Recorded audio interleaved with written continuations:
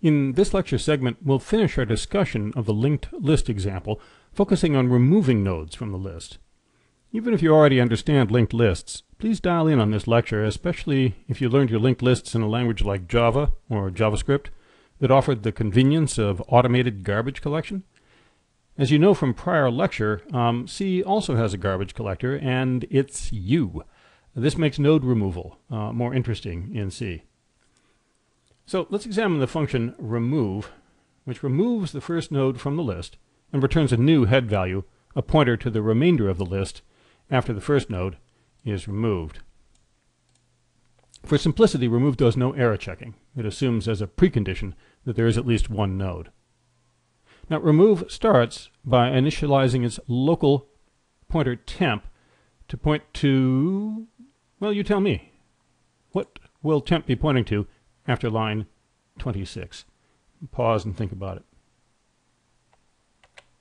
it. Coming back from the pause, it points to the second node.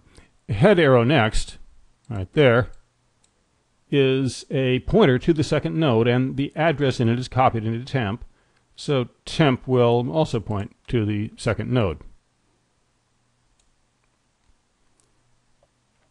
So remove then does a call of free head, which frees the first node on the list.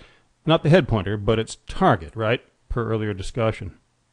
And here's where any Java, C#, JavaScript, etc. programmers will notice a difference. Many modern languages boast an automatic garbage collector, which the program automatically runs in the background. This senses when you no longer have a reference or a pointer to a dynamically allocated node and frees it automatically.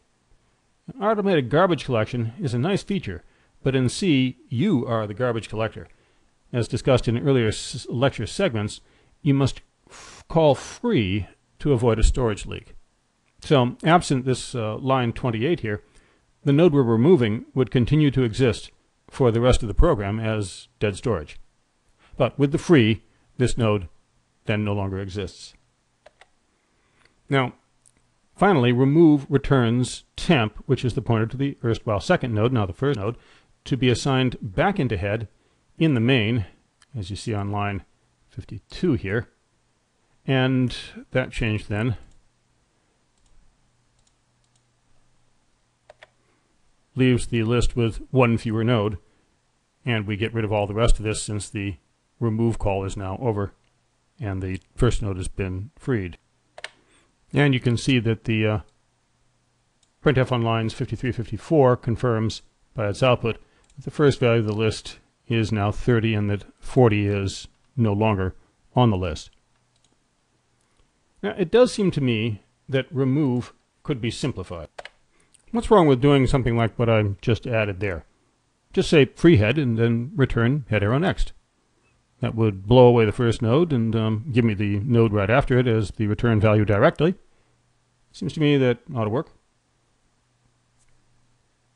And what if I told you that I'd actually run it in the code and it did work? Would that change your response to the question? So, will it work? Why or why not? And what if I do run it and it actually does work? Coming back from a pause there. Once head is freed, free head, remember its data, including its next pointer, is unpredictably trashed by free, as we discussed in an earlier lecture. Now, it might be that the next pointer escapes trashing, and head still points to the node that was just freed. Head is not changed, so the code might work anyway. But that will vary per computer and per compiler, so it's unlucky if it does work. Bottom line, never use just freed data, even on the very next line like this. Now, the final line of the program calls free all to free all the nodes on the list before the program ends. As mentioned in earlier lectures, this is perhaps needless since the runtime heap will go away anyway when the program ends, but it's good style, since you never know when more code may be added later. Free all does the same operation as remove in its inner loop, but the loop continues as long as head is not equal to null, as long as the list is not empty.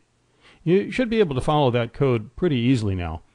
And it should be clear from the question above, by the way, that we could not have written this by putting free head equal head arrow next inside the while loop. We need the temporary. As a side note, by the way, you might find it amusing to know what the equivalent code would be, a remove all, would be in the presence of a garbage collector, say in Java. As mentioned above, the garbage collection system is smart enough to automatically free any nodes you can no longer reach, directly or indirectly. So free all in Java would be simply head equals null. That's it. By setting head to null, you automatically make the entire list unreachable, sort of casting it adrift, and that makes the garbage collector free all the nodes for you. So, in closing, here are a few more challenging in-lecture questions to consider. Question number 3 here. Assuming there are several nodes already on the list, what does this code do here?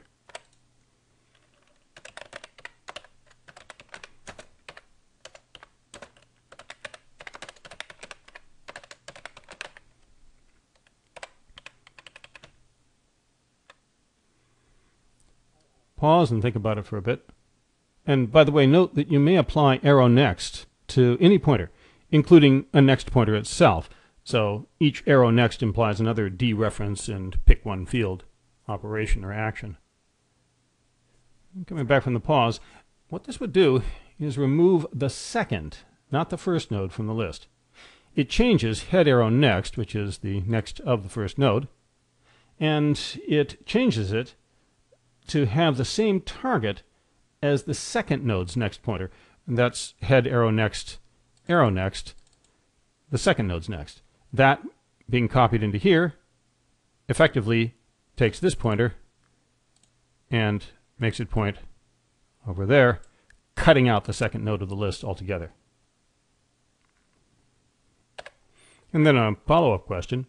If we actually use that code to remove the second node from a list, even given that the list has at least 2 nodes, we'd be introducing a bug. So what's the bug here? After a pause, the bug is that we didn't free the second node. It's a storage leak. So question 5 now. Write a single if statement that compares the first and the second node's data to see if they're equal. And you may assume that there are at least 2 nodes. So pausing for a moment there, and then returning from the pause, what you should have come up with is something like if head arrow data is equal to head arrow next arrow data. Head arrow data is the data in the first node, and head arrow next is a pointer to the second node, and head arrow next arrow data is its data. So that would be a appropriate test of the sort we wanted. Now, elaborate this a little more to write a test to see if there are at least 2 nodes on the list. And be careful not to cause a seg fault. If the list has no nodes or only 1 node, you should simply have a false test in those cases. Check what your code will do in each case to be sure. And again, coming back from a pause, at least one way to do this would be to first test to see if there's any list at or any node at all if head is not equal to null. And then, if that fails, or if that passes, I'm sorry, so that head is not null, then check to see if head arrow next is not equal to null, which ensures that there are going to be at least 2 nodes on the list then. Thus, now notice that the second part alone, head arrow next not equal to null, is insufficient, since it doesn't cover the possibility of an empty list. If you ran that on an empty list, the head arrow next would cause a seg fault. You need both parts. You could even write if head and head arrow next, by the way, if you wanted to, like this.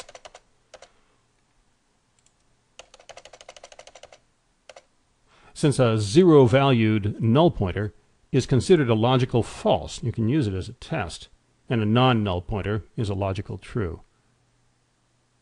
So, wait a minute here. Isn't the answer to question 6 a little buggy, since the second half of the and will cause a seg fault, anyway if head is equal to null? Pause and think about that. And the answer is fairly direct. Coming back from the pause, recall our discussion on conditional or protected and. If head is null, then the first half is going to be false, and the protected and will not even look at the second half because the and is doomed anyway if the first half is false. And then in closing, our typical final section on external research.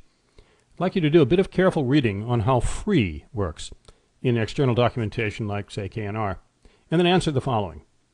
There are a number of cases where a pointer P might be null or might be pointing to a node we want to free.